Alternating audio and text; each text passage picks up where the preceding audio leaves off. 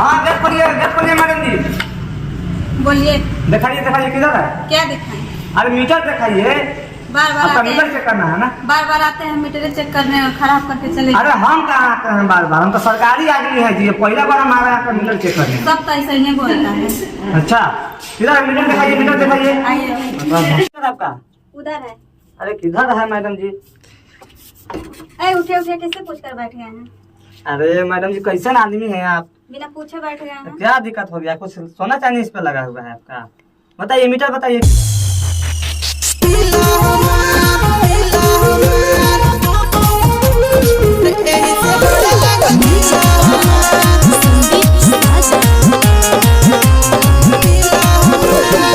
ए madam जी अपन metre दिखाइए, जॉनी हमारा पर खुशियाइए। सुनिए ए मैडम जी अपन मीटर दिखाइए, जॉनी हमारा पर खुशियाइए। चेक करने का मिला अधिकार। रउआ जोड़ देनी मीटर में गलत तार, एही से बढ़े लागल बिल हमारा। रउआ जोड़ देनी मीटर में गलत तार, एही से बढ़े लागल बिल हमार।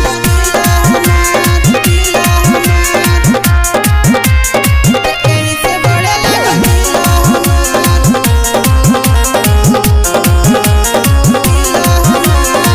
काम करते भी सतीरी बने है, लगाइए नाई लजान।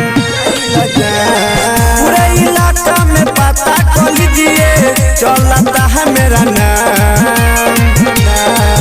सच करिए ना हम पे बेकार। रउआ जोड़ देनी मीटर में गलत तार, एही से बढ़े लागल बिल हमारा। रउआ जोड़ देनी मीटर में गलत तार, एही से बढ़े लागल बिल हमार।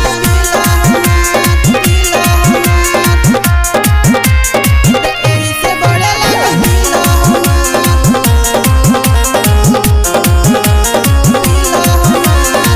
माइनस में प्लस दुकाने का मेरा सही है तरीका।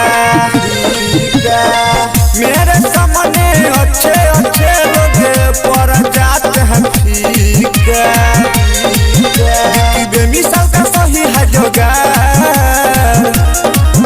रउआ जोड़ देनी मीटर में गलत तार, एही से फैल गइल बिल हमारे। रउआ जोड़ देनी मीटर में गलत तार, एही से फैल गइल बिल हमार। पहले रहा है तो मेरा ही दोस्त है, झूठा इल्जाम मत लगाइए जी।